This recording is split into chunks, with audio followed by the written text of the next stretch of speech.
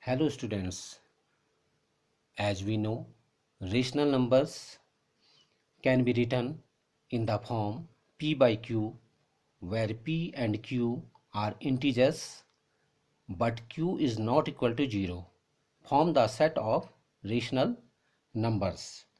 Now, before moving forward, we should know what is a set. So, a set can be defined as a well-defined collection of objects.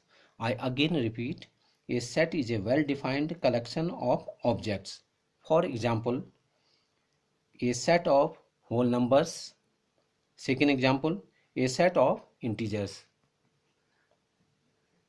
We also know that rational numbers include natural numbers, whole numbers, integers, fractions, and negative fractions. Now we are going to learn about the properties of rational numbers. First we will be learning about the closure property. First we will try it for whole numbers.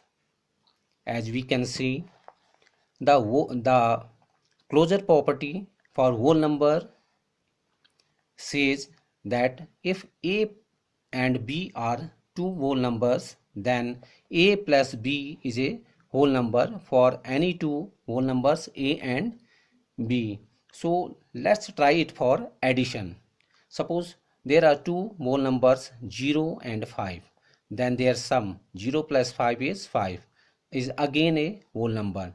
Suppose there are two whole numbers are there 4 and 7, their sum 4 plus 7 is again a whole number. So it shows whole numbers are closed under addition. Let's check it for subtraction. Suppose there are two whole numbers 5 and 7. Now we are checking it for the closure property. 5 minus 7 is minus 2, which is not a whole number. So we can say that whole numbers are not closed under subtraction. Now let's check it for multiplication. Now suppose there are two numbers are there 0 and 3. So 0 multiplied by 3 is equal to 0, which is again a whole number. Let's try it for another set of whole numbers. Let's first number is 3, second is 7. So 3 multiplied by 7 is 21, which is again a whole number. So we come to a conclusion that whole numbers are closed under multiplication. So let's try it for division. Suppose there are two whole numbers 5 and 8. So 5 divided by 8, which is not a whole number. So we can say that whole numbers are not closed under division. Now let's try it for integers. Now we will check for first one, we will check for addition. Suppose there are two integers, one is minus 6 and second is 5. So minus 6 plus 5 equal to minus 1, which is again an integer. Suppose we take another set of integers minus 7 and minus 5. So minus 7 plus minus 5, which is again a integer. So we can say that integers are closed under addition. Let's check it for subtraction. Suppose there are two integers 7 and 5. So 7 minus 5 is equal to 2, which is again an integer. So we can say that integers are closed under subtraction. Now let's try it for multiplication. There are two integers are one is 5, second is 8. 5 multiplied by 8, which is 40, that is an integer. Let's try it for another set of integers minus 5 and 8. Minus 5 multiplied by 8, which is again an integer. So we come to a conclusion that integers are closed under multiplication. Let's try it for division. Suppose there are two sets of integers, one is 5, second is 8. So 5 divided by 8, which is not an integer. So we come to a conclusion that integers are not closed under division. Now we are going to learn about some other properties of rational numbers. Let's try. Suppose there are two rational numbers, 3 by 8, second is minus 5 by 7. Now their sum is minus 19 by 56, which is again a rational number. So we can say that rational numbers are closed under addition. That is, for any two rational numbers a and b, a plus b is also a rational number. Now suppose there are two rational numbers, 5 by 8 and 4 by 5. Suppose we divide 4 by 5 from 5 by 8. So we get, what we get? We get a rational number. So we find that rational numbers are closed under subtraction.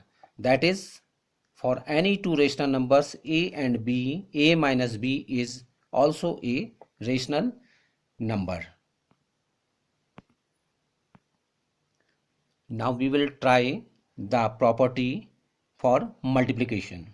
Suppose there are two rational numbers, minus 2 upon 3 and 4 by 5. Let's try their multiplication. So their multiplication comes minus 8 upon 15, which is again a rational number. We can check for another set of rational numbers, 3 by 7 and 2 by 5. So if you multiply 3 by 7 with 2 by 5, we get 6 upon 35, which is again a rational number. So rational numbers are closed under multiplication. That is, for any two rational numbers a and b, a multiplied by b is also a rational number. Now let's check it for division also. Suppose there are two sets of rational numbers. One is minus 5 upon 3, second is 2 by 5. So if we divide minus 5 by 3 by 2 by 5, so we get minus 2 by minus 25 by 6, which is a rational number. Let's try it for another set of rational numbers, 2 by 7 divided by 5 by 3, which is again a rational number. But before coming to conclusion, we should check it for another set. Suppose there are two rational numbers a and 0. If we divide a by 0, so it is not defined, that is undefined. So we come to conclusion that rational numbers are not closed under division, although in previous two examples we had found that the division of two rational numbers was coming to be a rational number, but when we divided a by 0, we found that it is not defined. So we come to conclusion that rational numbers are not closed under division. Now we will check another property, commutativity. First, for whole numbers. What commutativity says for whole numbers? For any two whole numbers a and b, a plus b should be equal to b plus a. So suppose there are two rational numbers 0 and 7. So we can write as 0 plus 7 is equal to 7 plus 0, which is equal to 7. Or another set of rational numbers 2 and 3, 2 plus 3 is equal to 3 plus 2, which is equal to 5. So addition is commutative. Suppose we check it for subtraction. We can take, suppose, two set of values. One rational number is 2, second is 5. So 2 minus 5 is not equal to 5 minus 2. So we can say that subtraction is not commutative. If we check for multiplication, suppose there are two rational numbers, one is 2, second is 3, so we can write 2 into 3 is equal to 3 into 2, that is 6. So multiplication is commutative. But division is not commutative. So thus we can say that two rational numbers can be added in any order, and we can say that addition is commutative for rational numbers, that is for any two rational numbers a and b, a plus b is equal to b plus a. If we check it for subtraction, so we can say that subtraction will not be commutative for rational numbers. If we check it for multiplication, we can say that a multiplied by b is equal to b multiplied by a for any two rational numbers a and b. But if we check it for division, division is not commutative for rational numbers. Now we are going to learn about associativity property first for whole numbers. So addition is associative and subtraction is not associative, and multiplication is associative and division is not associative. If we check it for multiplication, see 7 multiplied by 2 multiplied by 5 is equal to 7 multiplied by 2 multiplied by 5. So one example we have seen, multiplication is associative. Now let's check it for integers. Suppose there are three integers, -2, 3 and -4. So with this example we can see a plus b plus c is equal to a plus b plus c, that is addition is associative. But if we have three rational numbers 5, 7 and 3, we can check 5 minus 7 minus 3 is equal to 5 minus 7 minus 3. Is it equal to? No. So subtraction is not associative, but multiplication is associative and division is not associative. Now we are going to learn about negative of a number, that is additive inverse of a number. So suppose they have given us a number as 2, so its additive inverse would be -2. So we can see it 2 plus -2 is equal to -2 plus 2, that is 0. So for a rational number a by b, we have a by b plus minus a by b is equal to minus a by b plus a by b, which is equal to 0. We say that minus a by b is the additive inverse of a by b, and a by b is the additive inverse of minus a by b. Now we are going to learn about reciprocal or multiplicative inverse of a rational number. So suppose there is a rational number as c by d and another rational number as a by b. So we can say that a rational number c by d is the reciprocal or multiplicative inverse of another non-zero rational number a by b if a by b multiplied by c by d is equal to 1. Suppose there are two rational numbers 8 by 21 and